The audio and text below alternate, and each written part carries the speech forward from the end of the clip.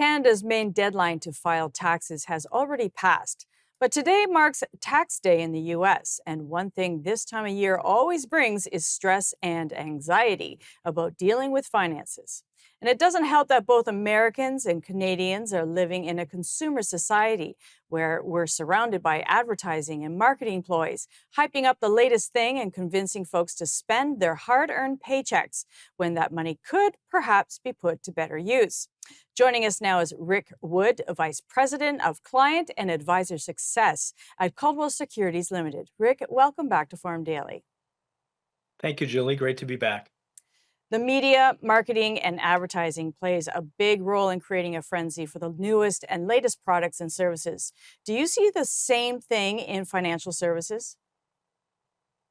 Absolutely. Products are created to be sold, and it's no different in our world than any world around you. So anything that is hyped up or, the product du jour or things that are happening, things like the Magnificent Seven or the FANG stocks and that, there's going to be a product that's manufactured for it to capture people's attention and more importantly, to capture their money.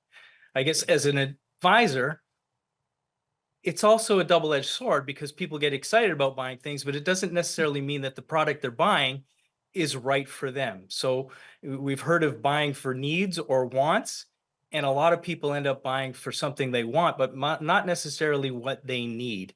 And we really try to keep people to understand what they should be buying as opposed to, well, this is what is being marketed. I'm very excited about it. A lot of times in our industry, we sell people things that they want as opposed to they need. And again, it makes the job of an advisor a lot harder to try to keep them on track to say, what you should be buying is, something that's a diversified for your portfolio with a recommendation as opposed to, the Magnificent Seven. And, Magnificent Seven, it's a great song by The Clash. Maybe, now isn't the time to buy it for your portfolio. So, given the consumer society we live in and the fact that so many people's self worth and status is connected directly to the acquisition of owning goods products, do you see a similarity as an advisor in the investment world with your clients? Absolutely. I love when I'm out at a social event and that, and not everyone really knows what I'm doing, and I'm meeting new people, and you start to hear people talking about, the investments that they made and what they hold, and everybody's always talking about their winners. They're never going to be talking about things that lost money, but it creates that hype and other people, that FOMO of wanting to own what, people are talking about, whether it's, the Teslas, the NASDAQ or anything, Bitcoin or any of those sort of things. And really what it does is it leads to people again starting to chase for returns, because generally when somebody's talking about something in that time, it's usually something that is really high.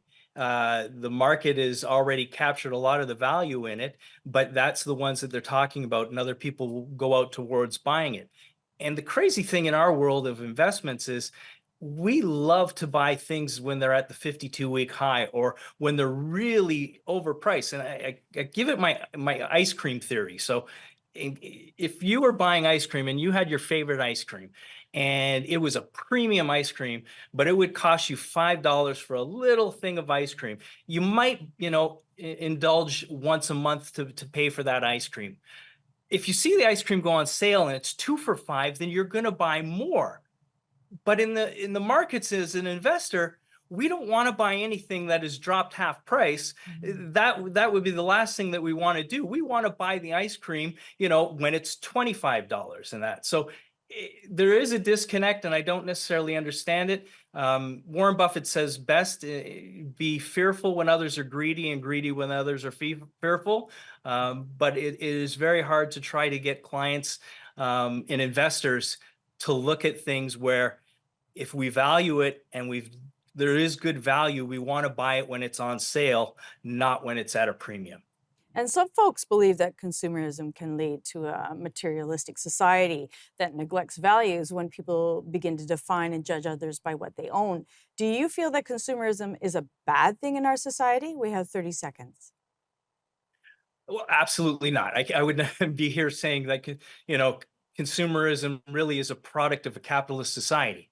And, what it does is it allows for amazing entrepreneurs to create things and to dream big and give us things that we've never had before. So, the greatest thing about capitalism is it solves problems in a world that we live in and creates things that make our lives a lot easier. Now, obviously, we have to temper that. We can't, at the expense of the environment or psychology or things like that, do those sort of things. But again, when we create these great thinkers, these great entrepreneurs, they're also going to be the people that are going to help us solve the problems of climate change, and better things, for our world and for our self-being. So no, I'm absolutely believe that consumerism and capitalism go together.